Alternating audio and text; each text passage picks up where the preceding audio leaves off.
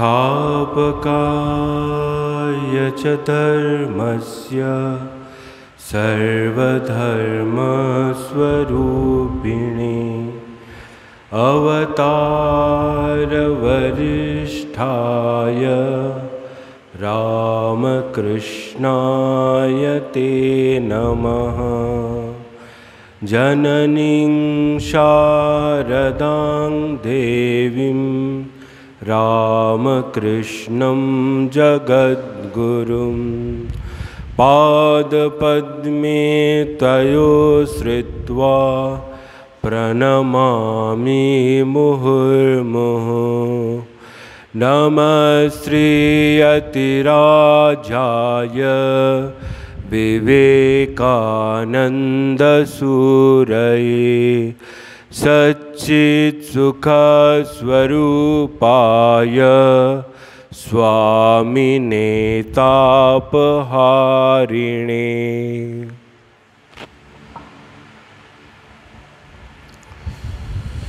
आज 31 মে শনিবার 2025 আমাদের মনসাদ্বীপ রামকৃষ্ণ মিশন আশ্রমের আজ পত্রাবলী, স্বামী বিবেকানন্দের পত্রাবলী পাঠ থাকে। সেই হিসেবে আজকে আমাদের এই পাঠ শুরু হচ্ছে। আমরা প্রমোদ দাস মিত্রকে লিখিত স্বামী বিবেকানন্দের পত্রাবলী নিয়ে আলোচনা করছি। বেশ কয়েকটি চিঠি এই প্রমোদাবাবু স্বামী বিবেকানন্দকে লিখেছিলেন।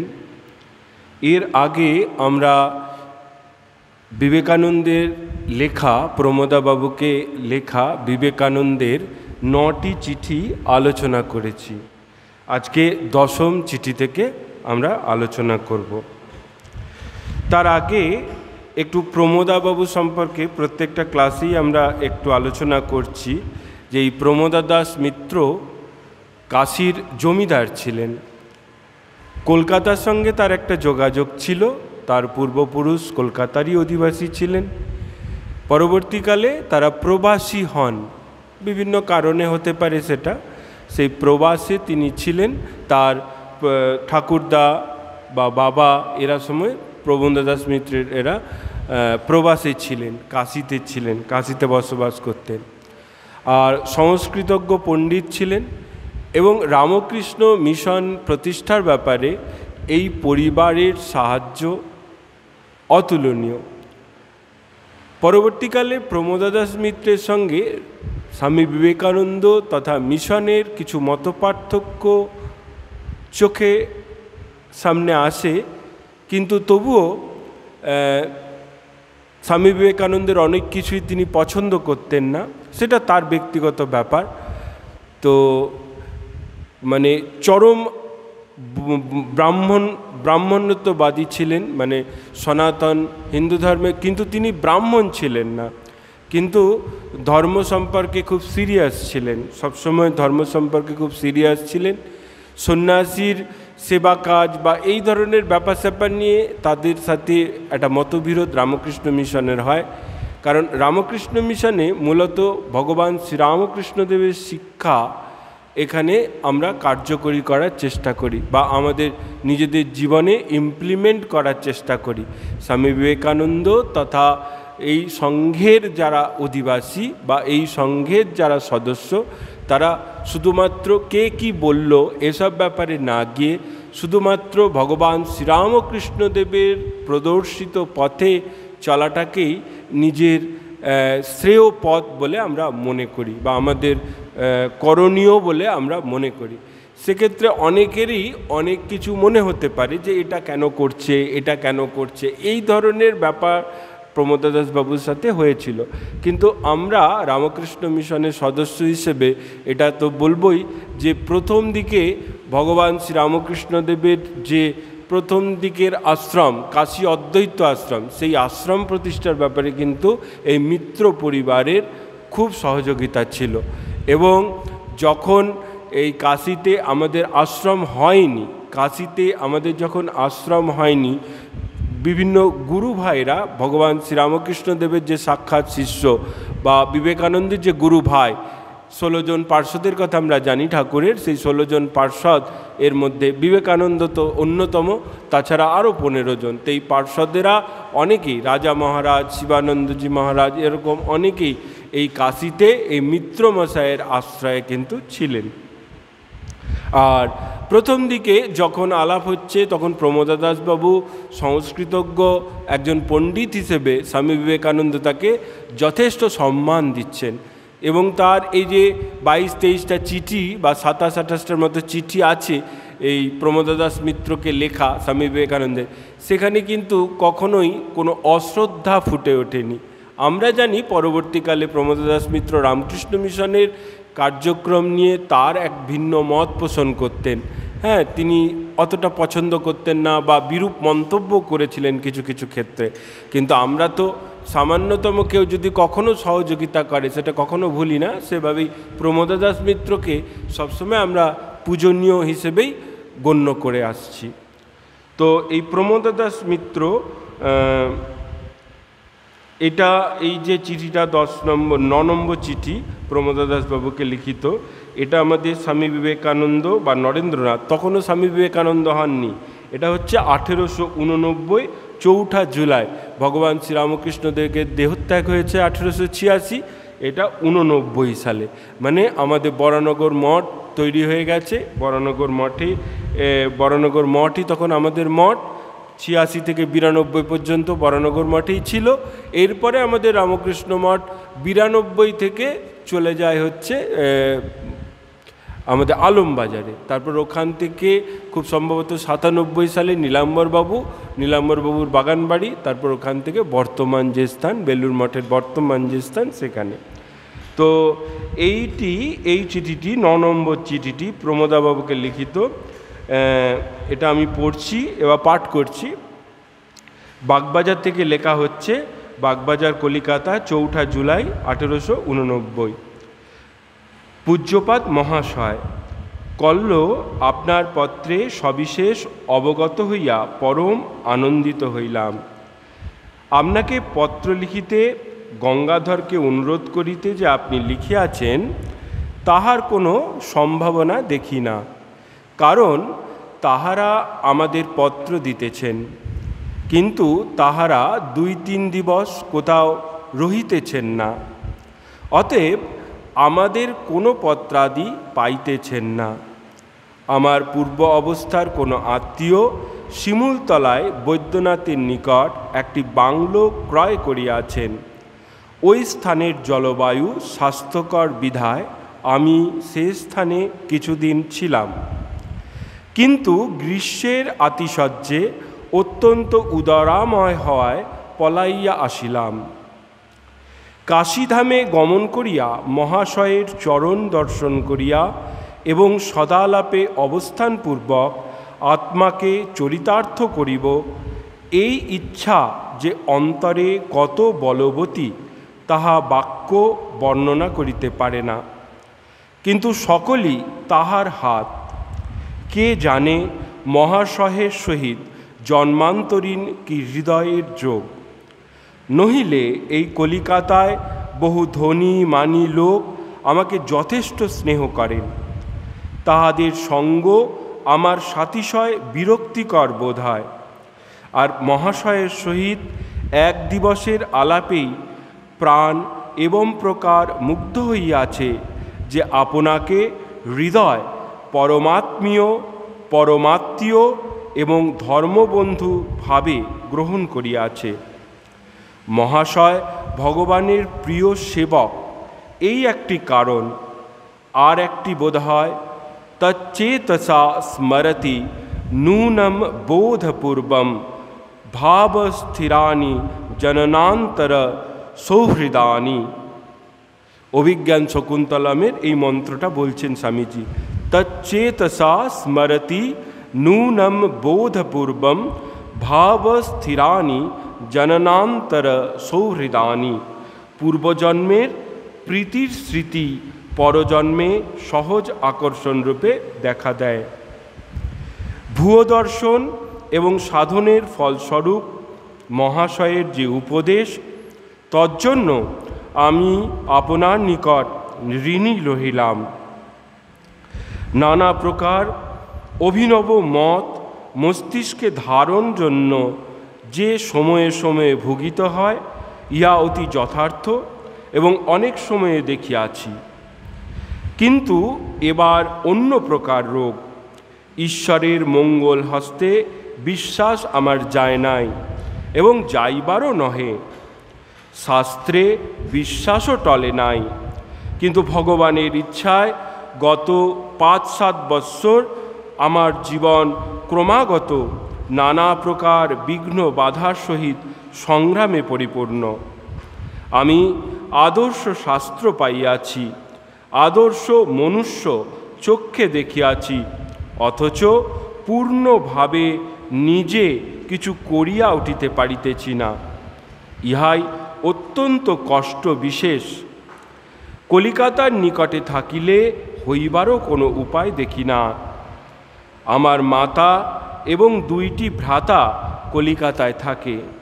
আমি জ্যেষ্ঠ, মধ্যমটি এইবার ফার্স্ট আর্টস পড়িতেছে, আর একটি ছোট। ইহাদের অবস্থা পূর্বে অনেক ভালো ছিল, কিন্তু আমার পিতার মৃত্যু পর্যন্ত বড়ই দুস্থ, এমনকি কখনো কখনো উপবাসে দিন যায়।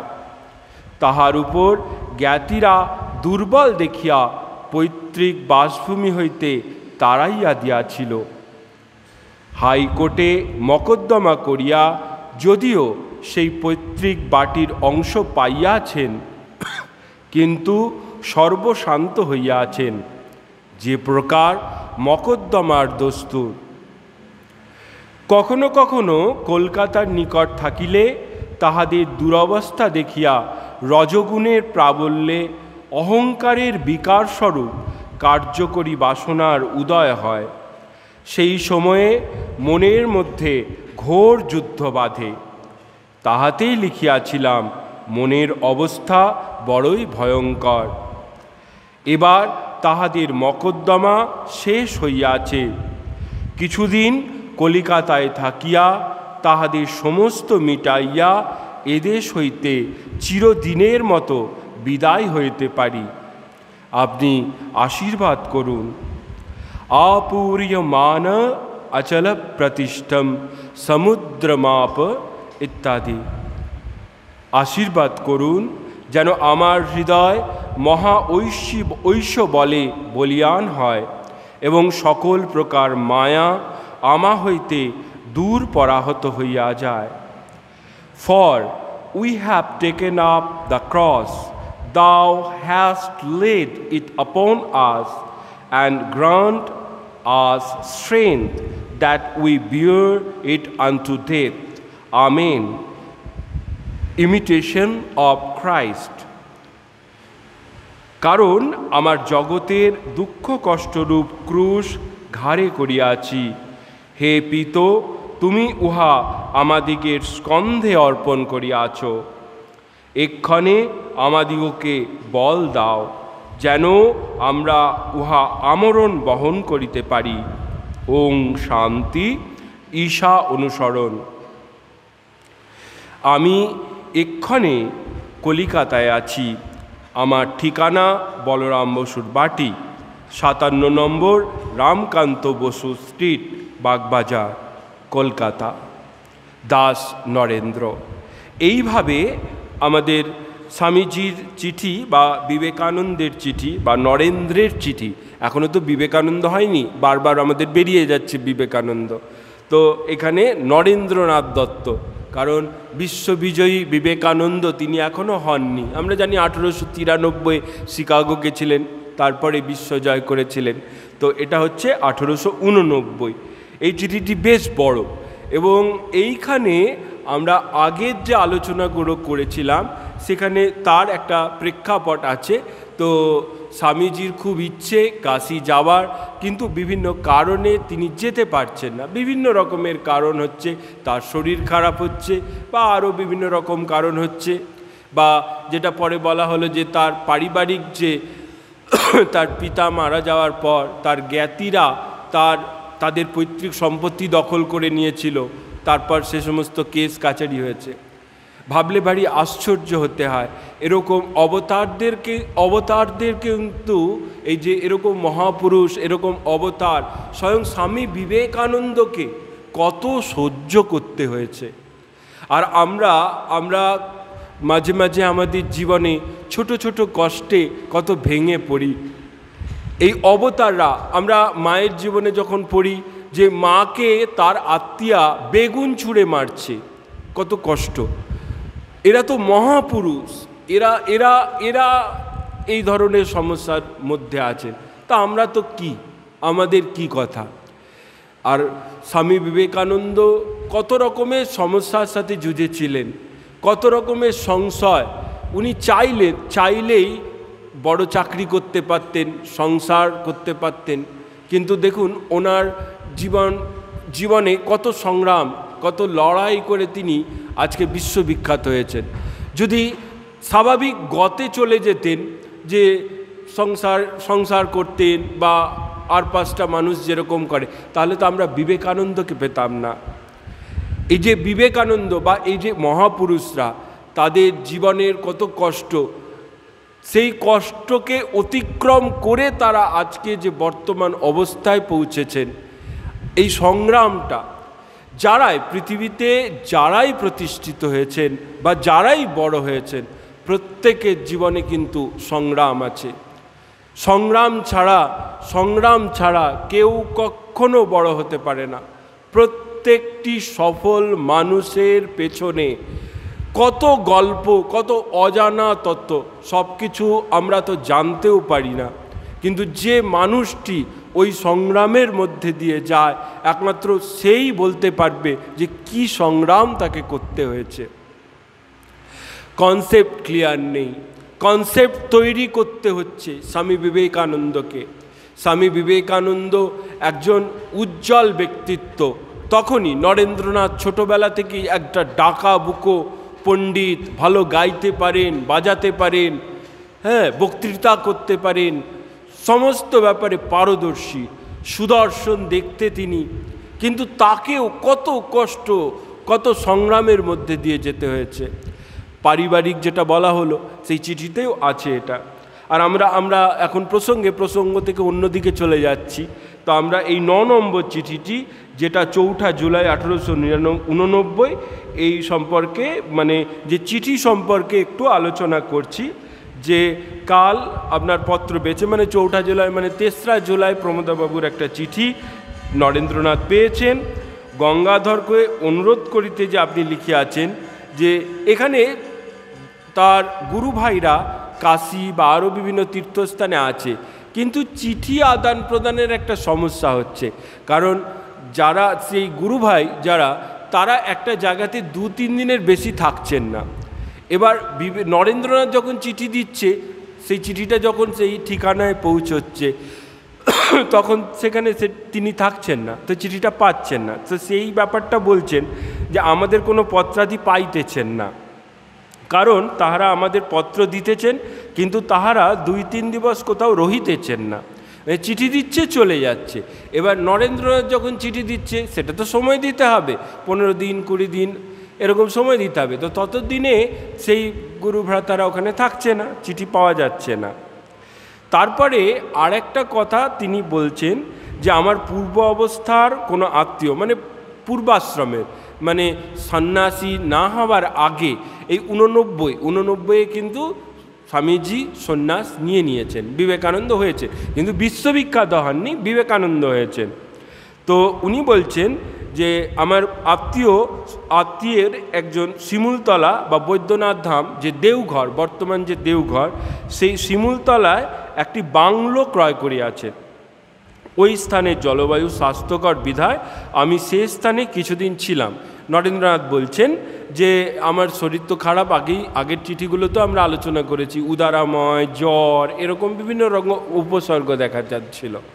তো আমাদের আগে বা এখনও আছে এই শিমুলতলা বা সাহেবগঞ্জ বা আপনার বৈদ্যনাথ ধাম, জামতাড়া, এই সমস্ত অঞ্চলে অনেক বাঙালি বাবুরা তাদের বাংলো একটা কিনে রাখত। যখন কলকাতায় গরম পড়তো বা তিনি ছুটি পেতেন তখন ওইখানে গিয়ে নির্জন বাস করতেন।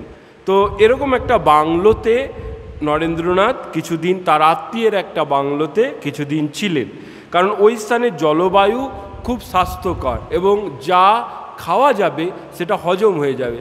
তো এরকম একটা কনসেপ্ট এখনও আছে। তো সেখানে স্বামীজি গেছিলেন, কিন্তু ওই সমস্ত জায়গাগুলো খুব গরম, হিউমিডিটিও বেশ ভালোই, কিন্তু ঘরের মধ্যে থাকলে অতটা কষ্ট হয় না, ঘরের বাইরে যদি বেরোনো যায় তখন কষ্ট হয়। তো কিন্তু স্বামী নরেন্দ্রনাথের যেটা হয়েছিল যে গ্রীষ্মের আতিশয্যে অত্যন্ত উদারময় হওয়ায় পলাইয়া আসিলাম। ওই বাংলোতে, শিমুলতলার ওই বাংলোতে নরেন্দ্রনাথ, তার শরীর খারাপ, তিনি গেছেন ওখানে, এবার বেশ কয়েকদিন আছেন, কিন্তু ওখানে গ্রীষ্মের জন্য উদারময় হচ্ছে, বমি হচ্ছে, পায়খানা হচ্ছে এরকম, তো পলাইয়া আসিতে বাধ্য হইলাম, এরকম বলছেন। তারপরে যেটা বলছেন যে কাশীধামে গমন করিয়া মহাশয়ের চরণ দর্শন করিয়া এবং সদালাপে অবস্থানপূর্বক আত্মাকে চরিতার্থ করিব, এই ইচ্ছা যে কত অন্তরে কত বলবতী তাহা বাক্য বর্ণনা করিতে পারে না। নরেন্দ্রনাথ অনেকবারই এটা বলছেন যে ওই প্রমোদাবাবুর কাছে গিয়ে কাশীতে তার দর্শন পাবেন, তার সঙ্গ করবেন, তার সাথে শাস্ত্র আলোচনা করবেন, কিন্তু বিভিন্ন কারণে হয়ে উঠছে না। তো সেটাই বলছেন যে অন্তরে কত বলবতী, এই যে এই ইচ্ছাটা যে তার সাথে সঙ্গ করবেন, তার সাথে শাস্ত্রালাপ করবেন, এইটা হচ্ছে না বলে তিনি দুঃখ প্রকাশ করছেন। কিন্তু সকলই তাহার হাত, কে জানে মহাশয়ের সহিত জন্মান্তরীণ কি হৃদয়ের যোগ, নহিলে এই কলিকাতায় বহু ধনীমানী লোক আমাকে যথেষ্ট স্নেহ করেন, তাহাদের সঙ্গ আমার সাতিশয় বিরক্তিকর বোধ হয়। আর মহাশয়ের সহিত এক দিবসের আলাপেই প্রাণ এবং প্রকার মুগ্ধ হইয়াছে যে আপনাকে হৃদয় পরমাত্মীয় এবং ধর্মবন্ধুভাবে গ্রহণ করিয়াছে।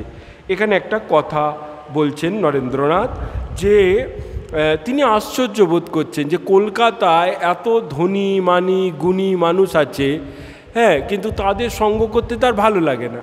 কিন্তু একবার মাত্র প্রমোদাবাবুর সাথে আলাপ হয়েছে, দেখা হয়েছিল, তাতে তিনি এত মুগ্ধ হয়েছেন যে বারবার তার সাথে আলাপ করার বা তার সঙ্গ করার একটা ইচ্ছা বারবার তিনি প্রকাশ করছেন। এবং এরপরে তিনি নিজেই উত্তর দিচ্ছেন, তিনি সংশয় বা প্রশ্ন করছেন স্বামী বিবেকানন্দ যে কেন আপনার সাথে দেখা করার জন্য আমি এত কেন ব্যাকুল হয়ে যাচ্ছি, কলকাতাতে তো এত লোক আছে, কলকাতাতে এত জ্ঞানী গুণী, আর যে সময়ের কথা বলা হচ্ছে তখন তো কলকাতা ভারতবর্ষের রাজধানী, ভারতবর্ষের সেরা সেরা মানুষ তখন কলকাতায় অবস্থান করছেন, কিন্তু তবুও কলকাতার প্রতি একটা বিতৃষ্ণা, একটা কলকাতা থেকে চলে যাব এরকম একটা ব্যাপার নরেন্দ্রনাথের বরাবরই ছিল। মহাশয় এবার নিজে উত্তর দিচ্ছেন যে কেন প্রমোদাবাবুর সাথে নরেন্দ্রনাথের এই সঙ্গ করার ইচ্ছা হচ্ছে। বলছেন যে মহাশয় ভগবানের প্রিয় সেবক। কে ভগবানের সেবক? যে ভগবান এবং তার ভক্তের সেবা করে। আমরা বলছিলাম যে রামকৃষ্ণ মিশনের সাধুদের বা অন্যান্য বিভিন্ন সম্প্রদায়ের সাধুদের প্রমোদ দাস মিত্র তার কাশীর বাড়িতে আশ্রয় দিতেন, খাদ্য দিতেন, বস্ত্র দিতেন। এই যে সেবা, এই মানুষের সেবা, এই যে ভগবানের প্রিয় সেবক যে সেবা করে, যে ভগবানের সেবা করে, তার ভক্তের সেবা করে, সে তো মানুষ, সে তো যথার্থ মানুষ। সেই মানুষ বা সেই প্রিয় সেবককে সকলেই পছন্দ করবেন। বলছেন মহাশয় ভগবানের প্রিয় সেবক, এই একটি কারণ। আর একটি বোধ হয় তচ্চেতসা স্মরতি নূনম বোধপূর্বম ভাব স্থিরানি জননান্তর সৌহৃদানি। এই কালিদাসের অভিজ্ঞান শকুন্তলামে একটি শ্লোক, এই যে এই শ্লোকটি যেটা আমি পড়া হলো, যেটা যে তচ্চেতসা স্মরতি, এই যে এই শ্লোকটির অর্থ মানে এটা কালিদাসের অভিজ্ঞান শকুন্তলাম থেকে নেওয়া। তো স্বামীজি এটা উদ্ধৃতি করছেন যে পূর্বজন্মের প্রীতি স্মৃতি পরজন্মের সহজ আকর্ষণ রূপে দেখা দেয়। এই যে আমাদের এই যে সাধারণ আমরা যারা মানুষ, তাদের জন্ম বারবার হচ্ছে, লক্ষ লক্ষ বার হচ্ছে, তো এক জন্মের কথা আরেক জন্ম, এই যে এরকম একটা কনসেপ্ট এখানে বলা হচ্ছে যে পূর্বজন্মের প্রীতি স্মৃতি, পূর্বজন্মে যদি কোনো ভালো স্মৃতি থাকে পরজন্মে সহজ আকর্ষণ রূপে তা দেখা দেয়। এটা স্বামীজি বলছেন, স্বামীজি না, এটা কালিদাস বলছেন। স্বামীজি সেটা আবার রিপিট করছেন, তিনি এই মতকে সমর্থন করে এটাকে রিপিট করছেন। তো পূর্বজন্মে এরকম করে বিভিন্ন রকম বলছেন যে তিনি ভগবানের সেবক, তিনি ভগবানকে মানেন, তিনি শাস্ত্রবিদ। হ্যাঁ, তো সেই জন্য আরেকটা বলছেন যে কালিদাসের একটি অভিজ্ঞান শকুন্তলামের একটা মন্ত্র ধরে বলছেন যে এরকম পূর্বজন্মের প্রীতির স্মৃতি এরকম পরজন্মে, তো পূর্বজন্মে হয়তো নরেন্দ্রনাথ এবং প্রমোদদাস মিত্রের কোনো একটা সুখ স্মৃতি ছিল, সেইটা নিয়েই এটা বললেন আর কি। ভূয় দর্শন এবং সাধনের ফলস্বরূপ মহাশয়ের যে উপদেশ, তজ্জন্য আমি আপনার নিকট ঋণী রহিলাম। এই যে 89 সালে স্বামী নরেন্দ্রনাথ যে চিঠি দিচ্ছেন, তিনি একজন তখন কিন্তু যুবক, কতই বা বয়স। হ্যাঁ, তো সেই এবং আমাদের প্রমোদদাস মিত্র কিন্তু প্রতিষ্ঠিত একজন শাস্ত্রবিদ বা সুপরিচিত, হ্যাঁ, বা খুব সুনামধন্য একজন শাস্ত্রবিদ। আর নরেন্দ্রনাথ একজন যুবক। হ্যাঁ, তো তার তো 63-তে জন্ম হয়েছিল, 89 সাল হিসেব করুন। তো সে শাস্ত্র সম্পর্কে তার কোনো সংশয় যখন হচ্ছে, আমরা পরবর্তী চিঠিতে দেখব যে শাস্ত্র সংক্রান্ত বিভিন্ন প্রশ্ন তিনি প্রমোদদাসকে করছেন এবং প্রমোদদাস মিত্র যথাসাধ্য তার উত্তর দেবারও চেষ্টা করছেন। তো সেটা বলছেন যিনি, তজ্জন্য আমি আপনার নিকট ঋণী রহিলাম যে ভূয় দর্শন এবং সাধনের ফলস্বরূপ মহাশয়ের যে উপদেশ, মহাশয় মানে এই প্রমোদদাস মিত্র, তার যে ভূয় দর্শন এবং সাধনের ফলস্বরূপ মহাশয়ের যে উপদেশ, কোনো সাধন ভজন করলে কিছু তো অ্যাচিভ করা হয়, আমরা যাই করি না কেন কিছু অর্জন করি, সেই অর্জন, তজ্জন্য যদি আমি আপনার নিকট ঋণী রহিলাম। নানা প্রকার অভিনব মত মস্তিষ্কে ধারণ জন্য যে সময়ে সময়ে ভুগিতে হয়, ইহা অতি যথার্থ এবং অনেক সময়ে দেখিয়াছি। কিন্তু এবার অন্য রকম রোগ, ঈশ্বরের মঙ্গল হস্তে বিশ্বাস আমার যায় নাই। এবার স্বামীজি বা নরেন্দ্রনাথ তার নিজের কষ্টের কথা বলছেন, নিজের সমস্যার কথা বলছেন। কি বলছেন? যে কিন্তু এবার অন্য প্রকার রোগ, তিনি সংশয়ে আছেন, তার শরীর খারাপ হচ্ছে, তার যে ইচ্ছা তিনি প্রকাশ করছেন যে কাশীতে গিয়ে প্রমোদদাস মিত্রের সাথে তিনি দেখা করবেন, সেটা হচ্ছে না, তার মন খারাপ, বিভিন্ন রকমের তার পারিবারিক সমস্যা, বিভিন্ন রকম কারণে তার মন খারাপ, মন চঞ্চল হয়ে আছে। তো সেটাই বলছেন যে কিন্তু এবার অন্য প্রকার রোগ, ঈশ্বরের মঙ্গল হস্তে বিশ্বাস আমার যায় না। যে অনেকের দেখবেন যখন আমরা ফ্রাস্ট্রেটেড হয়ে পড়ি, যখন আমরা কর্মে সাফল্য পাই না, আমাদের জীবনে যখন দুঃখ আসে, আমরা চঞ্চল হয়ে উঠি, আমরা ফ্রাস্ট্রেটেড হয়ে উঠি। তো স্বামীজি কিন্তু বলছেন অন্য রকম। স্বামীজি কি বলছেন? যে এই যে অন্য প্রকার রোগ আমার হয়েছে, এটা অ্যাডমিট করছেন স্বামীজি, যে আমার মন ভালো নেই, আমি ভালো নেই। তো কিন্তু ঈশ্বরের মঙ্গল হস্তে বিশ্বাস আমার যায় না, যে ঈশ্বরের যে মঙ্গল হস্ত আছে, যে ঈশ্বর মঙ্গলময়, ঈশ্বর সর্বাঙ্গ সুন্দর, ঈশ্বর সবসময় তার ভক্তের কল্যাণ করে, এই বিশ্বাসটা আমার যায় না। এটা বলছেন নরেন্দ্রনাথ, ঈশ্বরের মঙ্গল হস্তে বিশ্বাস আমার যায় নাই এবং যাইবারও নহে, শাস্ত্রে বিশ্বাসও টলে নাই। এটাও বলছেন যে আমার ঈশ্বরের মঙ্গল হস্তে বিশ্বাস যায় না এবং যাইবারও নহে, এত কনফিডেন্ট। এবং বলছেন শাস্ত্রে বিশ্বাসও টলে নাই, কিন্তু ভগবানের ইচ্ছায় গত 5-7 বৎসর আমার জীবন ক্রমাগত নানা প্রকার বিঘ্ন বাধার সহিত সংগ্রামে পরিপূর্ণ। আমরা আজকে পাঠ শুরু করার আগেই এই বলছিলাম যে শেষ 5-7 বছর নরেন্দ্রনাথকে যে কত সংগ্রাম করতে হয়েছে। তার বাবা মারা যাওয়ার পর তার বন্ধু বান্ধব তার কাছ থেকে মুখ ফিরিয়ে নিচ্ছে, তার আত্মীয় স্বজন তাদের পৈতৃক ভিটা থেকে তাদের বার করে দিচ্ছে, তারপরে কেস করা হয়েছে, সেগুলো তো পরে প্রসঙ্গ আছে। কত রকমের বন্ধু চেনা যাচ্ছে যারা নরেন্দ্রনাথ বলতে অজ্ঞান ছিল। নরেন্দ্রনাথ যখন অভাবে পড়লেন, সেই বন্ধুদের সব বন্ধুকে কিন্তু পাওয়া যায়নি। নরেন্দ্রনাথের জীবন পড়লে দেখবেন আমরা এসবগুলো জানতে পারবো। চিঠিতেও এরকম সব বিভিন্ন ঘটনা তিনি নিজেই ফুটিয়ে তুলছেন। তিনি বলছেন যে 5-7 বছর আমার জীবন ক্রমাগত নানা প্রকার বিঘ্ন বাধার সহিত সংগ্রামে পরিপূর্ণ। আমি আদর্শ শাস্ত্র পাইয়াছি। কনফিডেন্স দেখুন, কত কষ্ট পেয়েছে লোকটা, তবুও বলছে যে আমি আদর্শ শাস্ত্র পাইয়াছি, আদর্শ মনুষ্য চক্ষে দেখিয়াছি। মানে গীতা আদি বেদ পুরাণ এই শাস্ত্র, এই আদর্শ শাস্ত্র পেয়েছি, আমি নিজে ধন্য, এরকম নরেন্দ্রনাথ মনে করছেন। বলছে আদর্শ মনুষ্য চক্ষে দেখিয়াছি, আমি ভগবান শ্রীরামকৃষ্ণকে দেখিয়াছি, তিনি একজন আদর্শ মানুষ। তো অথচ পূর্ণভাবে নিজে কিছু করিয়া উঠিতে পারিতেছি না। আমি আদর্শ মানুষ দেখেছি, আমি আদর্শ শাস্ত্র দেখেছি, ঈশ্বরে আমার বিশ্বাস হচ্ছে, কিন্তু যা করা উচিত আমি এখনও সেটা করে উঠতে পারছি না। অথচ পূর্ণভাবে নিজে কিছু করিয়া উঠিতে পারিতেছি না, মানে ভগবান লাভ হচ্ছে না। নরেন্দ্রনাথ অ্যাডমিট করছেন 1889 সালে এই চিঠিতে 4 জুলাইয়ে যে তার তখনও ভগবান লাভ হয়নি, সেই মনোকষ্টে তিনি আছেন। তিনি আফসোস করছেন যে আমি একজন আদর্শ মনুষ্য দেখিয়াছি ভগবান শ্রীরামকৃষ্ণ রূপে, আমি আদর্শ শাস্ত্র দেখিয়াছি, গীতা পুরাণ আদি বেদ পুরাণ আদি এই সমস্ত আদর্শ শাস্ত্র দেখিয়াছি, কিন্তু আমার যেটা করা উচিত ভগবান লাভের যে পরিশ্রম, যেই সাধন ভজন, সেটা আমি করে উঠতে পারিনি।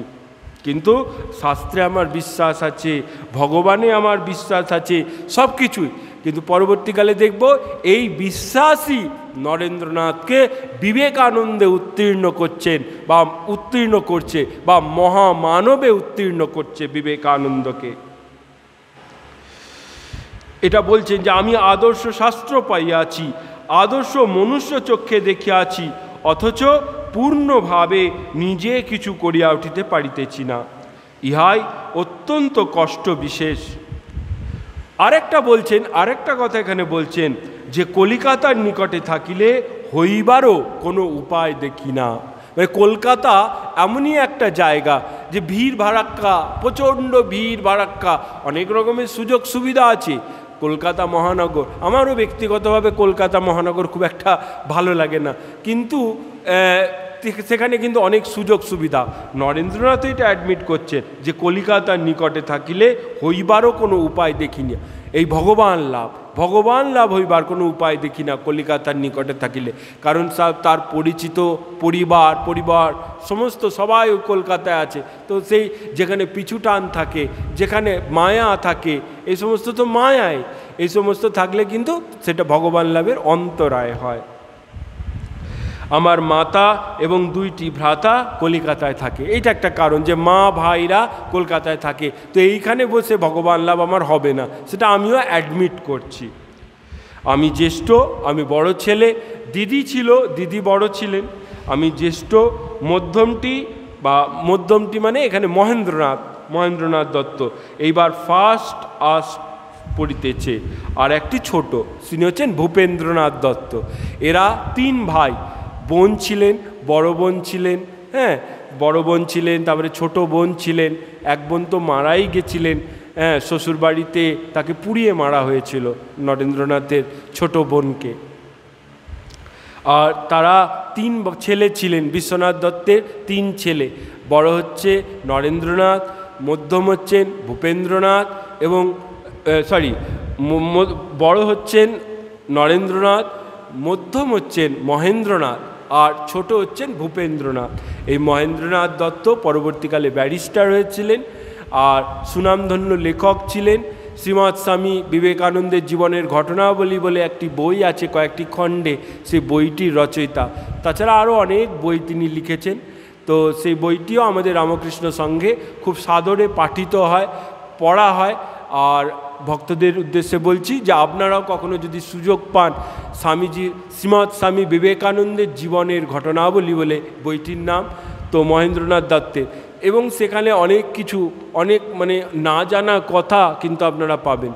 আমার ব্যক্তিগত জীবনে আমি প্রথম দিকে যখন বিবেকানন্দ লিটারেচার বা ঠাকুরমা স্বামীজি সংক্রান্ত সাহিত্য পড়তে শুরু করি, একেবারে প্রথম দিকে এই বইটি আমি পড়েছিলাম এবং খুব আকর্ষণ অনুভব করেছিলাম। বিবেকানন্দ সম্পর্কে অনেক অজানা তথ্য এই বইটিতে আছে। মহেন্দ্রনাথ দত্তের লেখা শ্রীমৎ স্বামী বিবেকানন্দের জীবনের ঘটনাবলী। এই হচ্ছেন মহেন্দ্রনাথ দত্ত। তিনি পণ্ডিত ছিলেন, আকুমার ব্রহ্মচারী ছিলেন মহেন্দ্রনাথ দত্ত। তিনি সংসার করেননি। আর এবং তিনি অনেক বই লিখেছেন। স্বামী বিবেকানন্দ বা রামকৃষ্ণ লিটারেচারে তার একটা অবদান আছে। আর তার যে ছোট ভাই ভূপেন্দ্রনাথ দত্ত, তিনি কমিউনিস্ট আন্দোলনে জাতীয় কংগ্রেসের সাথেই আগে যুক্ত ছিলেন, কিন্তু কমিউনিস্ট মনোভাবাপন্ন ছিলেন, স্বাধীনতা সংগ্রামী ছিলেন এই ভূপেন্দ্রনাথ দত্ত, কিন্তু তারা তখন ছোট। ইহাদের অবস্থা পূর্বে অনেক ভালো ছিল, এই পরিবারটা, এই বিশ্বনাথ দত্তের পরিবারটা, এই অবস্থা নরেন্দ্রনাথই বলছে, চিঠিতে নরেন্দ্রনাথই এভাবে বলছেন যে ইহাদের অবস্থা পূর্বে অনেক ভালো ছিল, কিন্তু আমার পিতার মৃত্যু পর্যন্ত বড়ই দুস্থ, এমনকি কখনো কখনো উপবাসেও দিন যান, এমন অবস্থা। তার বাবা বিশ্বনাথ দত্ত কলকাতার বড় একজন উকিল, কিন্তু প্রচুর টাকা রোজগার করেন, কিন্তু তিনি দুহাতে উদার হস্ত ছিলেন, কেউ এসে চাইলে সঙ্গে সঙ্গে দিয়ে দিতেন। তার কি হবে, তার সংসারের কি হবে, তার কোনো অভাব আছে কি না, এইটা দেখার ফুরসত বিশ্বনাথ পেতেন না। সেই জন্য তাকে পাড়াতে মজা করে টিটকিরি দেওয়া হতো যে দাতা বিশ্বনাথ বলে। সে নিজে কিছু ভাবতো না, কোনো একটা টাকা রোজগার হয়েছে, তার কাছে টাকা এসছে, কেউ চাইলে হঠাৎ করে দিয়ে দিলেন, সঙ্গে সঙ্গে দিয়ে দিলেন, কেউ ভাবছেও না। স্বামী বিবেকানন্দ অনেকবার এই বিষয়ে নরেন্দ্রনাথ তার বাবাকে বলেছেন, কিন্তু ওর বাবা এরকমই ছিলেন, বিশ্বনাথ দত্ত এরকমই ছিলেন, কোনো সঞ্চয় ছিল না, খরচ ছিল প্রচুর। এবার তিনি দান ধ্যান প্রচুর করতেন, এবং যখন এরা বিপদে পড়ল, যারা এদের কাছ থেকে দান নিয়েছে তারাই কিন্তু বিপদে এদেরকে প্রতারণা করেছে বা এদেরকে কষ্ট দিয়েছে। কিন্তু পিতার মৃত্যু পর্যন্ত বড় এমন অবস্থা যে পিতার মৃত্যুর সময়ে বা পিতার যখন মৃত্যু হলে তখন এদের উপবাসে দিন কাটাতে হচ্ছে। জমিদারের মতো ছিলেন এরা, এদের বাড়িতে কত লোকের রান্না হতো, আত্মীয় অনাত্মীয় সবাই এসে এদের বাড়িতে আশ্রয় নিত। এই দত্ত বাড়িতে বিশ্বনাথবাবু তখন পরিবারের কর্তা, সেই বিশ্বনাথবাবু এই উদার হৃদয় বিশ্বনাথের দরবারে সবাই আসতেন। কিন্তু বিশ্বনাথও ওইসব নিয়ে আর সঞ্চয় করা যে আমার পরে কি হবে, আমার যদি কিছু হয়ে যায় আমার সন্তান সন্ততিদের কি হবে। সংসারী মানুষের দেখবেন এর একটা চিন্তা থাকে, এরকম একটা চিন্তা থাকে যে আমার পরে আমার সন্তান সন্ততি বা আমার বয়স হয়ে গেলে আমাকে কে দেখবে। তার জন্য একটা সঞ্চয়, ব্যাংক পলিসি ব্যাংকে টাকা রাখা বা বিভিন্ন পলিসি করা, এই সমস্ত সাধারণ সংসারী ধর্ম। এটা সাধারণ সংসারী যথার্থ সংসারী হতে গেলে এই সমস্তগুলো চিন্তা বিবেচনা করতে হবে যে আমার পরিবারের কি হবে। যারা আদর্শ সংসারী তারা কিন্তু সেই সংসার কিভাবে চলবে। আজকে দুরবস্থা, কখন কার কি হয় এটা তো বলা যায় না, কখন প্যান্ডামিক আসবে, কখন কোনো দুর্ভিক্ষ আসবে, কি হবে। তো সেই জন্য একটা সঞ্চয় রাখতে হয়। বিশ্বনাথ দত্ত কিন্তু দাতা বিশ্বনাথ নামে পরিচিত ছিলেন। তিনি কিন্তু সঞ্চয় করা বা টাকা পয়সা জমিয়ে রাখা বা পরবর্তীকালে তার পরিবারের কি হবে এই সব ব্যাপারে কিন্তু ভাবনা চিন্তা করতেন না। সেই জন্য তার পরিবার কিন্তু অনেক কষ্ট সহ্য করেছে। এই যে তথাকথিত বড়লোক ছিলেন, অনেক টাকা রোজগার করেছেন, কিন্তু এই পরিবার সম্পর্কে নরেন্দ্রনাথ বলছেন যে এমনকি কখনো কখনো তাদের উপবাসেও দিন কাটাতে হয়েছে, কোনো খাবার নেই, রান্না করতে পারেনি। আবার এখানে আর একটা ব্যাপার আছে, এখানে যখন নরেন্দ্রনাথ দেখতেন যে তার মা কোনো খাবার নেই বলে রান্না করতে পারেনি, খুব মনে কষ্ট আছে। মা তার সন্তানদের যখন খাবার দিতে পারে না, মায়ের থেকে ওই কষ্টটার বর্ণনা করা যাবে না। তো নরেন্দ্রনাথ তখন বলতেন যে আমার এক বন্ধুর বাড়িতে নেমন্তন্ন আছে, আমার জন্য খাবার করার দরকার নেই বলে তিনি ঘর থেকে বেরিয়ে যেতেন।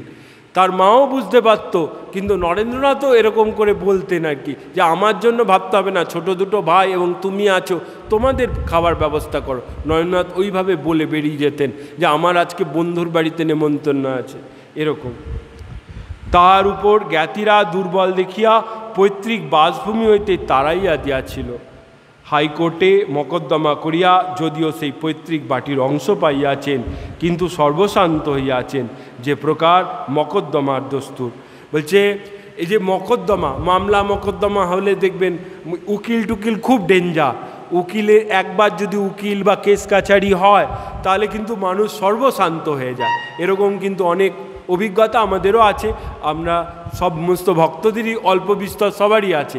নরেন্দ্রনাথ ওরকম বলছেন যে তার জ্ঞাতিরা তাদের দুর্বল দেখে তাদের যে পৈতৃক ভিটা, সেই ভিটা থেকে উৎখাত করেছিল, তারপরে হাইকোর্টে কেস করতে হয়েছে এবং সেখানে যা ছিল কুড়িয়ে বাড়িয়ে যা পেয়েছেন সেই দিয়ে কেস করেছেন। এবং এই কেস একবার যদি হয়, দেখবেন মহারোগ বা ক্যান্সার বা এই ধরনের রোগ হলে যেরকম মানুষ সর্বশান্ত হয়ে যায়, সেরকম যদি কোনো কেস হয় তাহলেও কিন্তু মানুষ সর্বশান্ত হয়ে যায়। তো হাইকোর্টে মকদ্দমা করিয়া যদিও সেই পৈতৃক বাটির অংশ পাইয়াছেন, কিন্তু সর্বশান্ত হইয়াছেন, যে প্রকার মকদ্দমার দস্তুর। মামলা মকদ্দমার এটাই নিয়ম, দস্তুর, নিয়ম, যে পথে বসিয়ে দেবে। দেখবেন যেরকম ক্যান্সার বা আরও বিভিন্ন দুরারোগ্য রোগ হলে আমাদের কোনো আত্মীয় স্বজনের যদি হয়, এর সর্বশান্ত করে দেয়। সবারই অল্প বিস্তর সবারই অভিজ্ঞতা আছে এই বিষয়ে, আর তো কী বলবো। আর নরেন্দ্রনাথ দত্ত এরকম একটা ব্যাপার থেকে যাচ্ছেন আর কি। কখনো কখনো কলকাতার নিকট থাকিলে তাহাদের দুরবস্থা দেখিয়া রজগুণের প্রাবল্যে অহংকারের বিকারস্বরূপ কার্যকরী বাসনার উদয় হয়। সেই সময়ে মনের মধ্যে ঘোর যুদ্ধ বাধে। তাহাতে লিখিয়াছিলাম মনের অবস্থা বড়ই ভয়ঙ্কর। আগে চিঠিতে লিখেছিলেন যে আমার মনের অবস্থা আমার মনের অবস্থা বড়ই ভয়ঙ্কর, এইভাবে লিখেছিলেন। তো সেইটা তো এখানে বলছেন যে কলকাতায় থাকলে কখনো কখনো এই মায়েদের এরকম কষ্ট, মা ভাইদের, ছোটো ছোটো ভাইদের এরকম কষ্ট দেখে আমার খুব মন খারাপ হয়। তো তখনই বলেছিলাম যে ভয়ঙ্কর মনের অবস্থা, একদম ভালো লাগছে না। আর যে আমি এত পড়াশোনা করলাম, আমি এত ট্যালেন্টেড, কেউ আমাকে সহযোগিতা করছে না। কেউ একটা নরেন্দ্রনাথকে এমনও হয়েছে, এত গুণী লোক, তাকে চাকরির জন্য রাস্তায় রাস্তায় ঘুরতে হয়েছে, অফিসে অফিসে তিনি গেছেন, কিন্তু সব জায়গা থেকেই তাকে প্রত্যাখ্যান পেতে হয়েছে। শেষে দক্ষিণেশ্বরে ভগবান শ্রীরামকৃষ্ণদেবের কাছেও গেছেন, এবং ভগবান শ্রীরামকৃষ্ণদেবের কাছেও তিনি কিন্তু বলছেন এটা, যে আমার মা বা ভাইয়েরা কষ্টে আছে, বোনেরা দিদিরা কষ্টে আছে, হ্যাঁ, তাদের একটা সুরাহা হোক, তাদের একটা সুরাহা হোক। ঠাকুরকেও কিন্তু নরেন্দ্রনাথ এটা নিয়ে ধরেছিলেন। ঠাকুরও বলেছিলেন, হ্যাঁ তুই মাকে বল, মা ভবতারিণীকে বল, দেখবি মা তোর কথা শুনবে। তুই তো মাকে ঠিক ঠিক বিশ্বাস করিস না, সেই জন্য মা তোর করছে না। তো নরেন্দ্রনাথ বলেছিলেন ঠাকুরকে যে না না আপনি বলুন। তো বলছে না আমি বললে হবে না, তুই রাতের দিকে আসবি, মায়ের কাছে নিজে যাবি, নিজে গিয়ে মায়ের কাছে এগুলো প্রার্থনা করবি। তুই যেটা বলছিস যে আমার মা, আমার ভাইয়েরা, আমার দিদিরা যাতে ভালো থাকে, আমার দিদি বোনেরা যাতে ভালো থাকে, এই ব্যাপারটা বলবি মায়ের কাছে। আমাদের মায়ের কাছে যা চাইবি তাই পাবি। তো এরকম করে 3 বার, আমরা সবাই জানি, যারা আপনারা ভক্ত আছেন আপনারা সবাই জানেন এটা ঘটনাটা। ভগবান শ্রীরামকৃষ্ণদেব তাকে 3 বার মায়ের কাছে পাঠিয়েছিল, দক্ষিণেশ্বরে ভবতারিণী মায়ের কাছে পাঠিয়েছিল। এবং মায়ের কাছে গিয়ে, মায়ের কাছে যেই ওই সমস্ত বৈষয়িক জিনিস চাইতে চাইবে, আমার টাকা দাও, হ্যাঁ আমার ভাইয়েরা, আমার মা যাতে দুবেলা খেতে পারে, তাদের যাতে কোনো অভাব না হয়, এটা চাইতে গেছে। কিন্তু বিবেক বৈরাগ্য তাকে সব চাইতে দেয়নি। সে চেয়েছে আমাকে, মায়ের কাছে গিয়ে কাঁদছেন তিনি, কেঁদে কেঁদে বলছেন মা আমাকে বিবেক দাও, আমাকে বৈরাগ্য দাও, এরকম। আর ওই যখন ওরকম হয়ে যাচ্ছে, চাইতে যখন পারছেন না, আবার ফিরে চলে এলেন ঠাকুরের কাছে। ঠাকুর বলছেন কিরে চাইলি? বলছে না চাইতে পারলাম না, মাকে দেখি আমার মনে হলো বিবেক বৈরাগ্য চাইবো। আমি কি লাউ কুমড়ো চাইতে এসেছি মায়ের কাছে? আমি তো ভগবান লাভ করতে চাই, আমি আবার এই ছোটোখাটো জিনিসগুলো চাইবো? এরকম করে দুবার তিনবার হলেও তারপরে শেষে ঠাকুর বলছেন যে ঠিক আছে। তখন ঠাকুর মায়ের কাছে প্রার্থনা করলেন এবং পরবর্তীকালে ওটা দেখা যাচ্ছে তিনি তো অবতার, তো তিনি বললেন যে যা তোর মা ভাইদের মোটা ভাত কাপড়ের অভাব আর কোনো দিনও হবে না। তিনি মায়ের কাছে এটা চাইলেন এবং পরবর্তীকালে এর পরের অবস্থা থেকে তারপরে আমরা দেখব যে নরেন্দ্রনাথ বিবেকানন্দে উত্তীর্ণ হচ্ছেন, তো বড় হচ্ছেন বা বিখ্যাত হচ্ছেন, সেই সবগুলো আছে। তো এরপর থেকে কিন্তু আর কোনো অভাব ও নরেন্দ্রনাথের ছিল না বা বিবেকানন্দের পরিবারের ছিল না। তো একবার তারপরে ইনি বলছেন, নরেন্দ্রনাথ চিঠিতে প্রমোদবাবুকে লিখছেন যে আশীর্বাদ করুন যেন আমার হৃদয় মহা ঐশ্ববলে বলিয়ান হয় এবং সকল প্রকার মায়া আমা হইতে দূর পরাহত হইয়া যায়। এবং এই প্রমোদ দাস মিত্রকে তিনি তার শুভাকাঙ্ক্ষী মনে করেন, নরেন্দ্রনাথ শুভাকাঙ্ক্ষী মনে করেন, সুপরামর্শদাতা মনে করেন তিনি।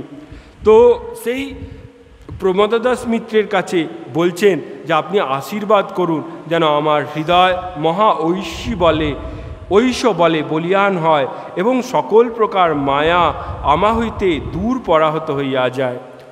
প্রমোদ দাস মিত্র তার শুভাকাঙ্ক্ষী।